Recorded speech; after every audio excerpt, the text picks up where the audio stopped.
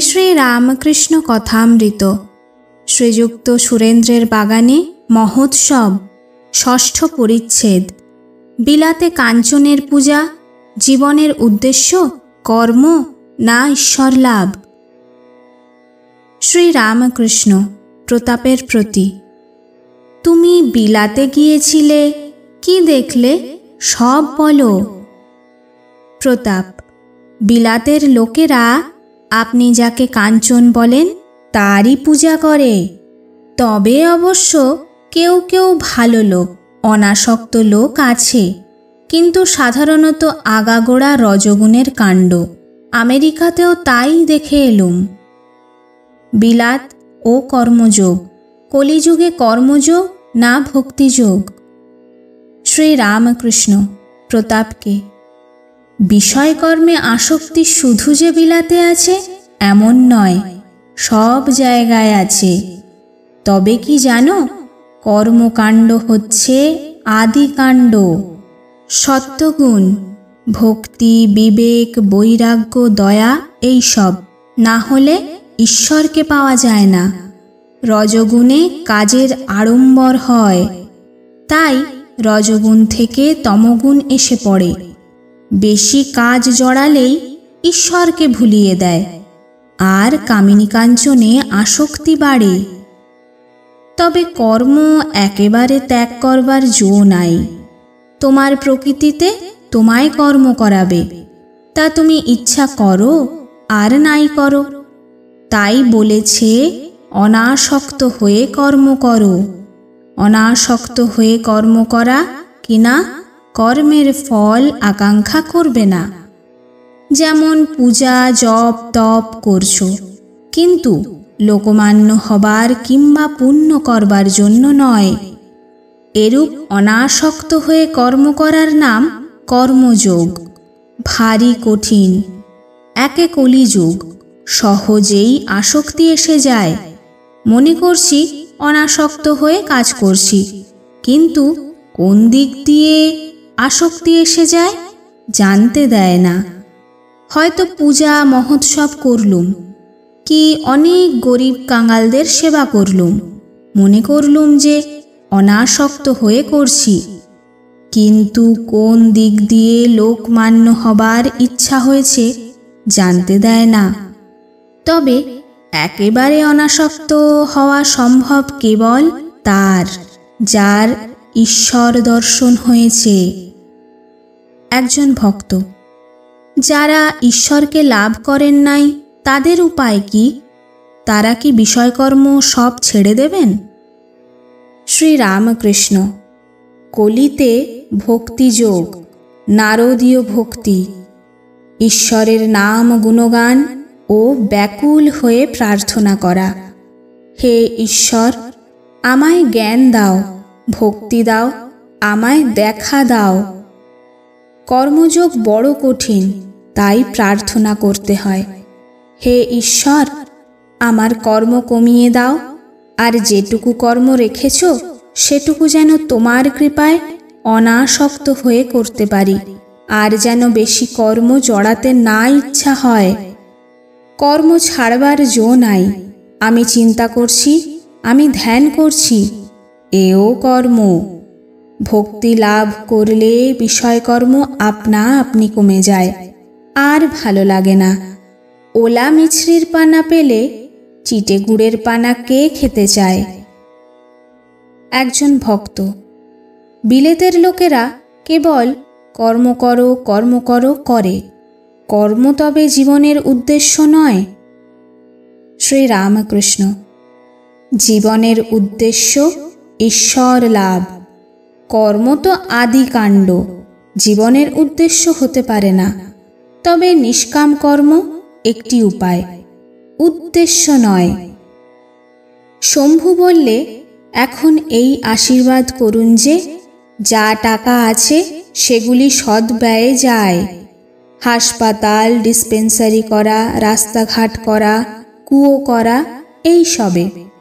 আমি বললাম, এসব কর্ম অনাসক্ত হয়ে করতে পারলে ভালো, কিন্তু তা বড় কঠিন। আর যাই হোক, এটি যেন মনে থাকে যে তোমার মানব জন্মের উদ্দেশ্য ঈশ্বর লাভ, হাসপাতাল ডিসপেন্সারি করা নয়। মনে করো ঈশ্বর তোমার সামনে এলেন, এসে বললেন তুমি বর লও। তাহলে তুমি কি বলবে আমায় কতকগুলো হাসপাতাল ডিসপেন্সারি করে দাও? না বলবে হে ভগবান, তোমার পাদপদ্মে যেন শুদ্ধা ভক্তি হয়, আর যেন তোমাকে আমি সর্বদা দেখতে পাই। হাসপাতাল ডিসপেন্সারি এসব অনিত্য বস্তু, ঈশ্বরই বস্তু, আর সব অবস্তু। তাকে লাভ হলে আবার বোধ হয় তিনিই কর্তা, আমরা অকর্তা। তবে কেন তাকে ছেড়ে নানা কাজ বাড়িয়ে মরি? তাকে লাভ হলে তার ইচ্ছায় অনেক হাসপাতাল ডিসপেন্সারি হতে পারে। তাই বলছি, কর্ম আদিকাণ্ড, কর্ম জীবনের উদ্দেশ্য নয়। সাধন করে আরও এগিয়ে পড়ো।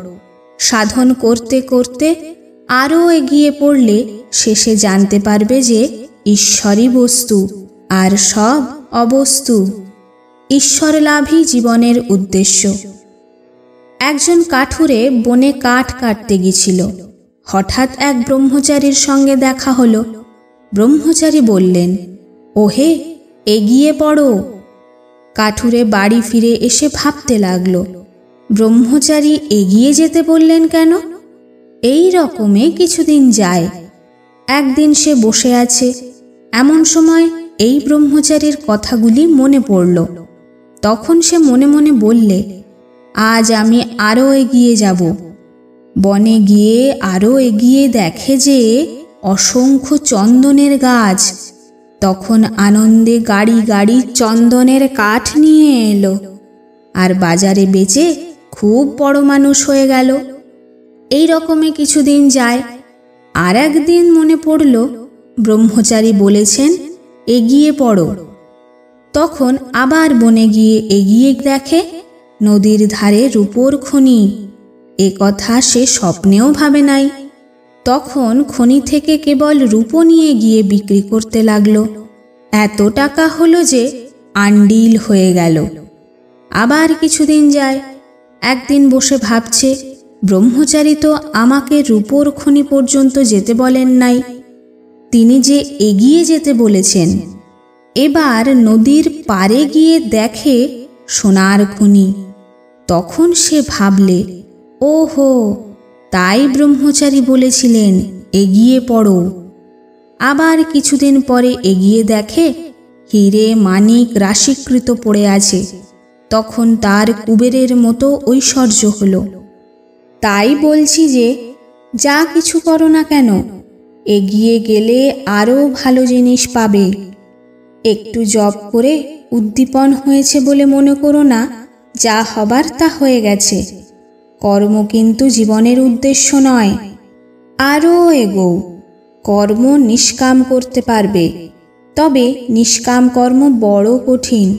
তাই ভক্তি করে ব্যাকুল হয়ে তাকে প্রার্থনা করো, হে ঈশ্বর, তোমার পাদপদ্মে ভক্তি দাও, আর কর্ম কমিয়ে দাও। আর যেটুকু রাখবে সেটুকু কর্ম যেন নিষ্কাম হয়ে করতে পারি। আরও এগিয়ে গেলে ঈশ্বরকে লাভ হবে, তাকে দর্শন হবে, ক্রমে তার সঙ্গে আলাপ কথাবার্তা হবে। কেশবের স্বর্গলাভের পর মন্দিরের বেদি লইয়া যে বিবাদ হয়, এইবার তাহার কথা পড়িল। শ্রীরামকৃষ্ণ প্রতাপের প্রতি। শুনছি তোমার সঙ্গে বেদি নিয়ে নাকি ঝগড়া হয়েছে। যারা ঝগড়া করেছে তারা তো সব হরে প্যালা পঞ্চা। সকলের হাস্য। ভক্তদের প্রতি। দেখো, প্রতাপ, অমৃত এসব শাঁখ বাজে, আর যা সব শুনো তাদের কোনো আওয়াজ নাই। সকলের হাস্য। প্রতাপ, মহাশয়, বাজে যদি বললেন তো আবের কষিও বাজে। পরবর্তী অংশ আগামীকাল।